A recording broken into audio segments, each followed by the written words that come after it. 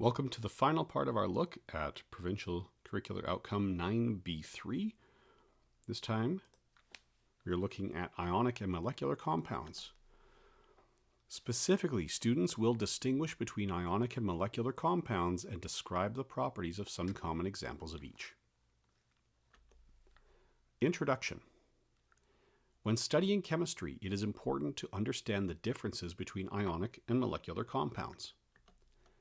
These two types of compounds are formed in different ways, have distinct properties, and are found in many everyday substances. In this section or video, we will explore how ionic and molecular compounds are formed, how to distinguish between them, and examine some common examples of each. So the formation of ionic and molecular compounds.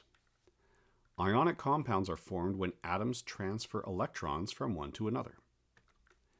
This usually happens between a metal and a nonmetal. Metals tend to lose electrons, becoming positively charged ions called cations.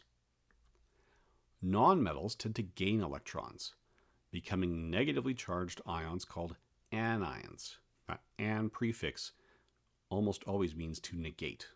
That's the negative piece. The opposite charges attract, and the ions stick together through electrostatic forces, forming an ionic bond. For example, sodium is a metal, and chlorine is a nonmetal. When sodium loses one electron, it becomes Na+, and when chlorine gains one electron, it becomes Cl-. These ions combine to form sodium chloride, NaCl, which is common table salt. It is worth noting these are straight electron transfer.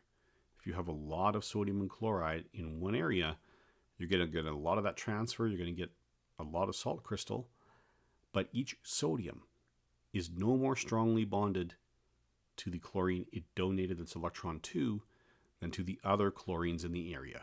It's just straight electrostatic attraction, positive and negative. Molecular compounds will be different. So molecular compounds, also known as covalent compounds, are formed when two or more nonmetals share an electron.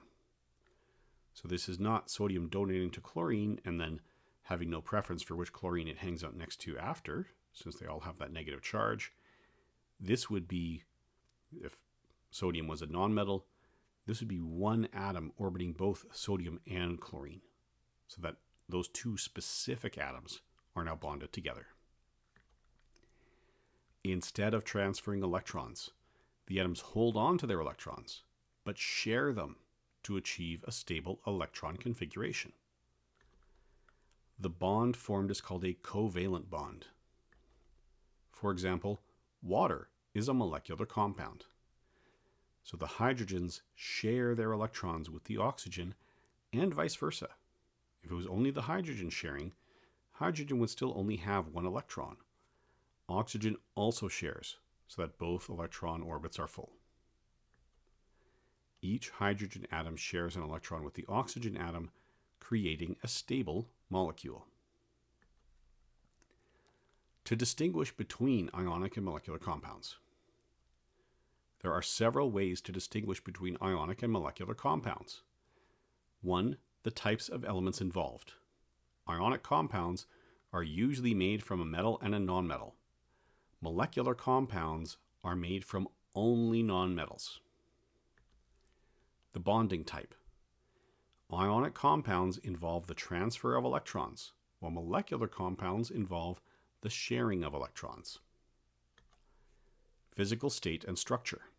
Ionic compounds often form crystalline solids with a regular repeating pattern. Molecular compounds can be solids, liquids, or gases, and their structure is made up of individual molecules. Electrical conductivity. Ionic compounds can conduct electricity when dissolved in water or melted because the ions are free to move.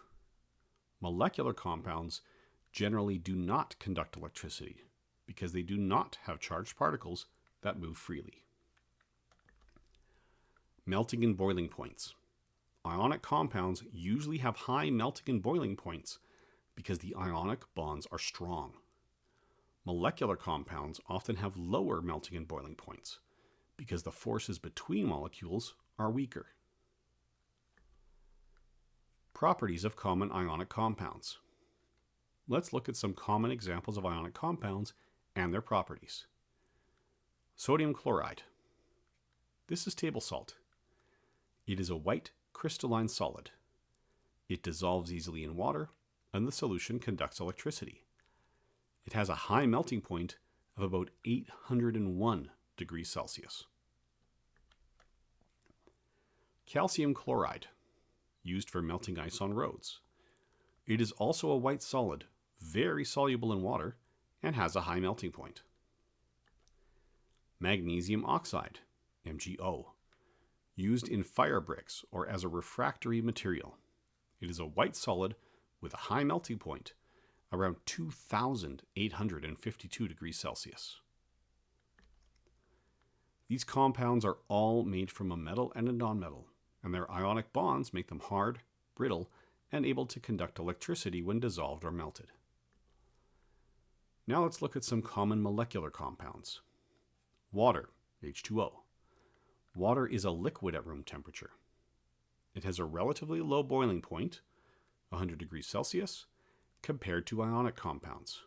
Water does not conduct electricity unless it contains dissolved ions. So distilled water, pure water, is not conductive.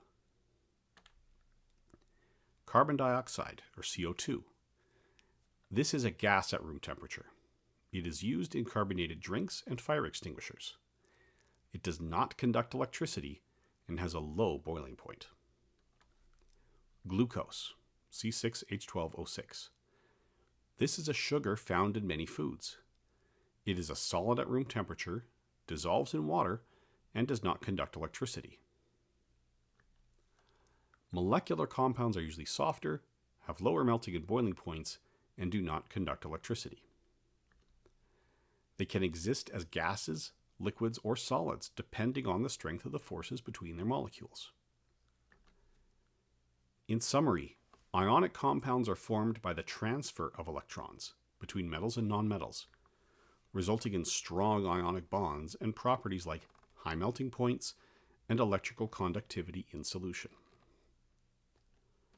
Molecular compounds are formed by the sharing of electrons between nonmetals, resulting in weaker bonds and properties like lower melting points and poor electrical conductivity.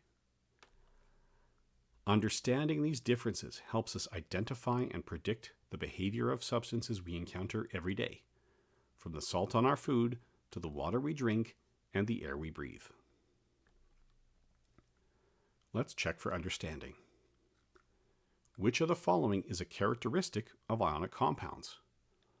They conduct electricity when dissolved in water, they have low melting points, they are made of molecules, or they have poor solubility in water. Pause now if you need more time. They conduct electricity when dissolved in water. Which of the following is a molecular compound? Is it calcium bichloride, water, magnesium oxide, or sodium chloride? Pause now if you need more time. It is water, H2O. What type of bond is typically found in molecular compounds? Is it a covalent bond, a hydrogen bond, an ionic bond, or a metallic bond? Pause now if you need more time. It is a covalent bond. Which property is common to most molecular compounds? High electrical conductivity, high melting points, low boiling points, or solubility in water. Pause now if you need more time. It is the low boiling points that's common. Even though the atoms inside a molecule have very strong bonds compared to ionic bonds, the bonds from one molecule to the next molecule don't tend to be as strong. So it is easier to make that compound boil. Which of the following statements correctly distinguishes between ionic and molecular compounds? Ionic compounds are formed by sharing electrons, while molecular compounds are formed by transferring electrons. Ionic compounds are generally gases at room temperature, while molecular compounds are solids.